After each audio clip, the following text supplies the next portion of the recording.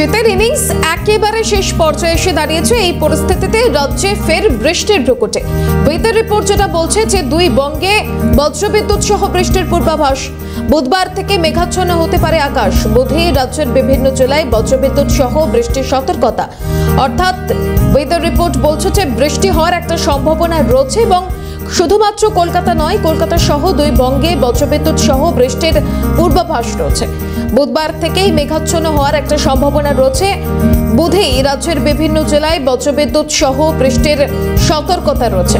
কলকাতা সহ দুই বঙ্গে বজ্রবিদ্যুৎ সহ বৃষ্টির পূর্বাভাস। বুধবার থেকেই মেঘাচ্ছন্ন হতে পারে আকাশ। বুধবার রাজ্যের বিভিন্ন জেলায় বজ্রবিদ্যুৎ সহ বৃষ্টির সতর্কতা। রাজ্যে ফের বৃষ্টির প্রকোপে কলকাতা সহ দুই বঙ্গে বজ্রবিদ্যুৎ সহ বৃষ্টির পূর্বাভাস। বুধবার থেকেই মেঘাচ্ছন্ন হতে পারে আকাশ। বুধেই রাজ্যের বিভিন্ন জেলায় বজ্রবিদ্যুৎ সহ বৃষ্টির সতর্কতা রয়েছে, অর্থাৎ বজ্রবিদ্যুৎ সহ বৃষ্টির একটা সম্ভাবনা রয়েছে। আর আমাদের দুই প্রতিনিধি এই মুহূর্তে রয়েছেন, বীরভূম থেকে রয়েছেন আমাদের প্রতিনিধি অমরনাথ এবং কলকাতা থেকে রেশমি রয়েছেন আমাদের সঙ্গে সরাসরি। রেশমি, ওয়েদার রিপোর্ট কি বলছেন?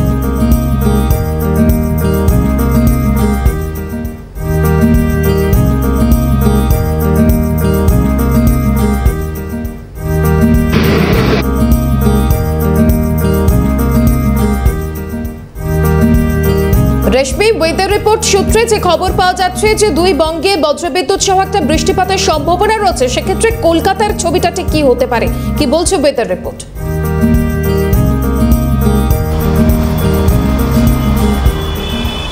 একদম, দেখো, কলকাতার সর্বোচ্চ তাপমাত্রা আজকে থাকবে 30.8 ডিগ্রি সেলসিয়াস, যা স্বাভাবিকের তুলনায় 0.4 ডিগ্রি বেশি, এবং সর্বনিম্ন তাপমাত্রা থাকবে 23.6 ডিগ্রি সেলসিয়াস, যা স্বাভাবিকের তুলনায় 4.9 ডিগ্রি বেশি।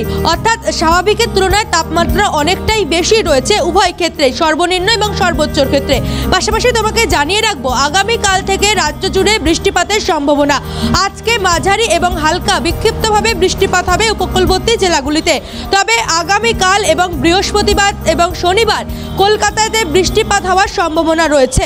বজ্রবিদ্যুৎ সহ বৃষ্টিপাত হবে এবং কলকাতা সহ পার্শ্ববর্তী সংলগ্ন জেলাগুলিতে যেরকম বৃষ্টিপাত হবে, মূলত উপকূল জেলায় ভারী বৃষ্টিপাত হওয়ার সম্ভাবনা রয়েছে। অর্থাৎ দুই মেদিনীপুর, দুই 24 পরগনায় বৃষ্টিপাত হওয়ার সম্ভাবনা রয়েছে। শনি রবিবার পর্যন্ত সেই বৃষ্টিপাত চলবে উপকূলবর্তী জেলাগুলিতে। বাতাসে জলীয় বাষ্পের পরিমাণ অনেকটাই বেড়ে গিয়েছে, ফলে যেই গরমের অনুভূতি, সেই গরমের অনুভূতি শুরু হয়েছে এবং বাতাসে জলীয় বাষ্পের পরিমাণ আরও বাড়বে বলে জানা যাচ্ছে। পাশাপাশি কুয়াশার বিষয়টি তোমাকে যদি বলি, কুয়াশাও কিন্তু থাকছে। অর্থাৎ দক্ষিণবঙ্গে কুয়াশার প্রভাব যথেষ্ট লক্ষ্য করা যাবে। এবং উত্তরবঙ্গের ক্ষেত্রে যদি ধরি, উত্তরবঙ্গে যে সকল জেলাগুলি রয়েছে, দার্জিলিং, কালিম্পং থেকে শুরু করে দুই দিনাজপুর, উত্তরবঙ্গের জেলাগুলিতে কিন্তু আজ থেকেই বৃষ্টিপাত পরিলক্ষিত। একেবারে রেশমি, সঙ্গে থাকো। এখান থেকে শহর কলকাতার পাশাপাশি একটু জেলার ছবিটা আমরা দেখবো। বীরভূম থেকে অমরনাথ রয়েছেন আমাদের প্রতিনিধি। অমরনাথ, বীরভূমে সকাল থেকে ঠিক কেমন আবহাওয়া অনুভূত হচ্ছে এবং ওয়েদার রিপোর্ট কি বলছে?